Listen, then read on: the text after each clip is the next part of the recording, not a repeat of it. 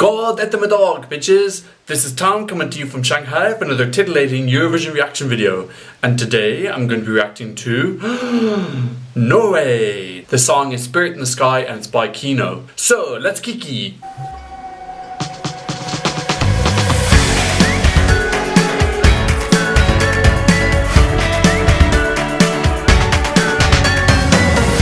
As always, timestamps are down the bottom in case you want to skip to my score or my first thoughts. Norway in Eurovision. Norway are one of my favourites in Eurovision. They're so consistently good. Not always wow, but they always send a really solid effort. Stack glasses on. So the last time they won was 2009 with Alexander Rybak. That song absolutely romped everyone else. He came back last year. I quite enjoyed that song. It was a very divisive song. You either loved it or you hated it. I quite enjoyed it. I thought it was the best song in their national final anyway. He won his semi and then there was this massive hype around it. It was in the top 5 of the odds and then it ended up not flopping but coming 15th. Funnily enough, that's not my most played song from Norway. Actually, my most played song is, have a guess, it is 1995 Secret Garden Nocturne, which is my third most played Eurovision song ever. We've never had a song like that again with that level of gorgeous, dreamy instrumentals. And that was the song that broke up Ireland's 4 wins out of 5. So I think they did RT a favour there. Norway always send very solid pop, but I like that it sometimes has this kind of like little bit of a dark feel to it. Margaret Berger in 2013, I Feed You My Love. I love that slightly darker side to the song and the lyrics, and she looks stunning in her final performance. 2015 also had some dark themes. The opening line was really memorable. Honey, I'm telling the truth, I did something terrible in my early youth. It's such a captivating first lyric, and it shows you the power that lyrics can have in a performance. I think lyrics are really undervalued by a lot of countries. I had one small grudge with that song, which was that in their national performance they had this beautiful finale where they had their backs to each other and the camera was spinning around them. It was really climactic. And in their Eurovision final performance they were just standing beside each other and they kind of looked at each other and then were standing beside and then looked, and it was really anticlimactic and looked a little bit like musical theatre. And I think it's one of the few examples where the staging's actually gotten worse from the national final. I can't think of many other examples, but it's still a great song. 2016, people didn't really like Agnieszka Icebreaker. I love that song. I think I listened to the crap out of that song. I think a lot of people found the tempo change very jarring. I didn't. I love that it always seemed to surprise me. They've had 4 top 10 finishes in the last 6 years. The last of those was Joust with Grab the Moment. I didn't download that song, but I thought it was very high quality, and I was happy to see them get the surprise into the top 10. That song had one of my favourite bridges of the whole competition. I just didn't really like the verses as much. Coming to their qualification record, their consistent quality is seen in their qualification record. They've qualified 8 of 10 times. Those 2 non-qualifications being Icebreaker and Stella Mwangi, which was a huge fan favourite and a shock non-qualifier. So with Norway, you're guaranteed some slick pop, sometimes with that dark edge to it. In terms of the national final, this is my favourite song that won. I'm going to react to their music video. I've heard this song many times before, so I'm going to talk over it. So, headphones in. Wanna know my secret? Bang. Excited for this video. I saw a thumbnail and it looked really interesting. Oh, it looks high production value.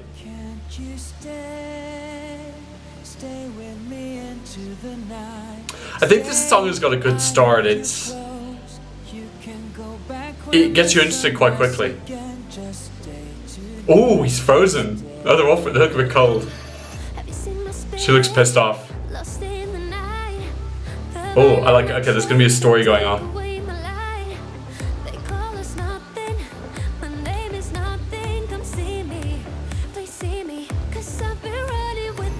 She's got a lovely voice. It's very effortless.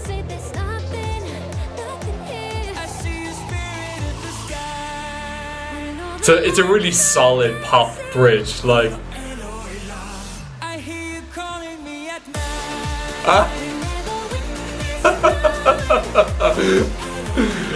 Oh, they're dressed as like Japanese anime. That's so good. It's that when that beat comes in, it's so. I have to admit, I've downloaded this. And every time it starts playing, I'm like, oh god, I don't really like this song. As soon as that beat comes in, I'm like, oh yeah, I actually love it. I always forget it's coming as well for some reason. It always catches me off guard. Like this is really effectively written. You know that the build is very It works. What are they, animals or something? They look great. Mr. Yoiker.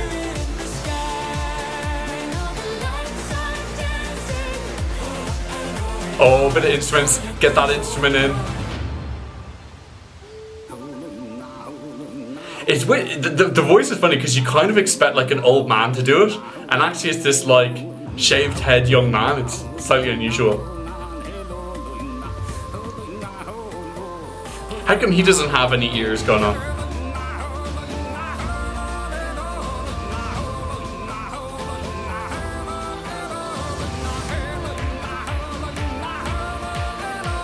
Oh, building to the climax.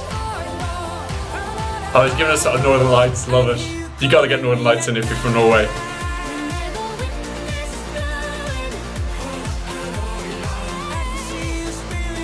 This is one of the songs this year that has a really effective climax. It feels like if you were to like just pick a moment of the song, you would know that this is the end from the sounds. And the ad-libs are great, and they've really got good chemistry together. They're not singing over each other, they're like a team.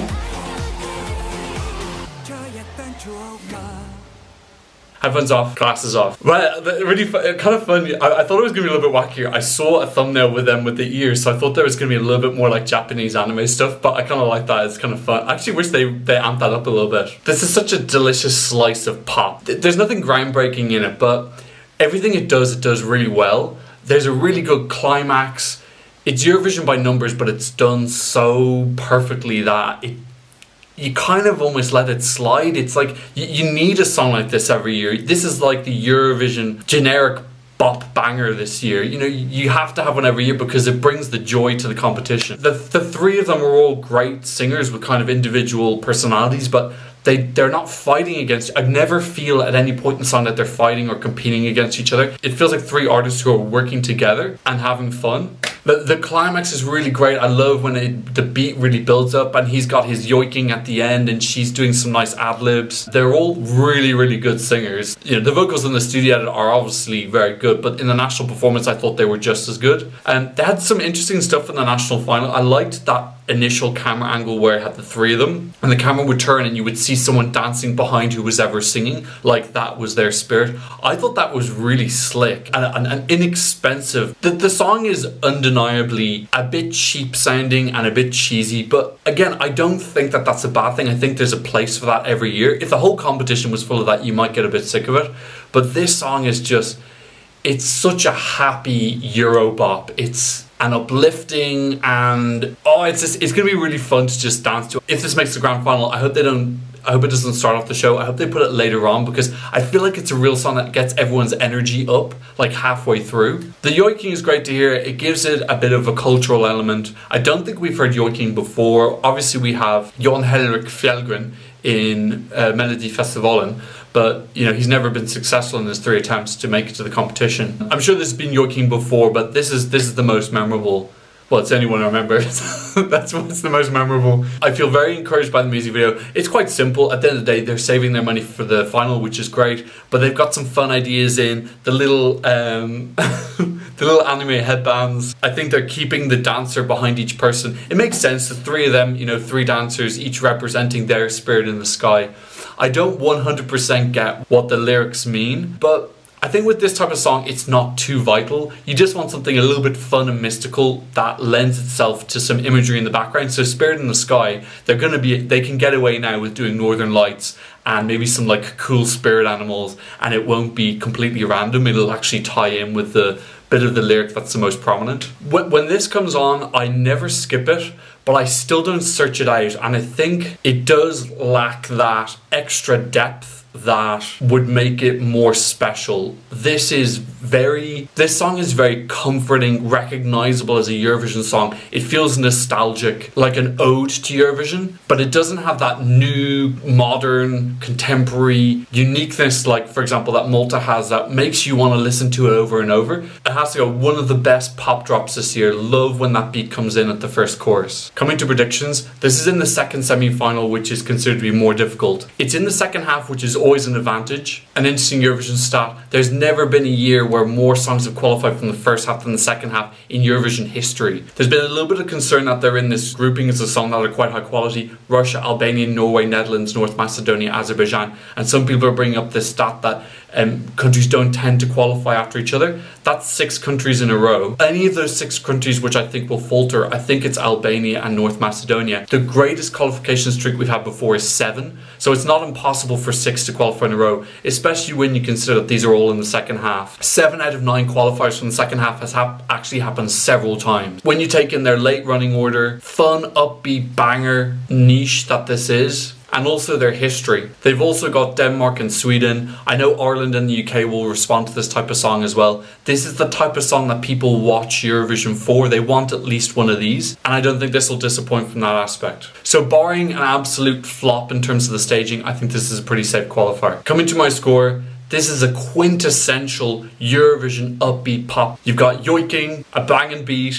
anime Japanese ears, and slightly nonsensical lyrics. What more could you want? The thing that makes it so strong as a nostalgic Eurovision song is also its downfall. There's nothing really that innovative or new here other than the yoiking, which isn't enough. So my score for this is going to be 82. So what do you think about Keiino's Spirit in the Sky? Do you think this can form a run of 6 qualifications with those other countries I mentioned? Please leave a comment in the comment section down below. Please like and subscribe if you haven't already. So thank you so much for watching. I hope to see you in another Eurovision reaction video very soon. Goodbye.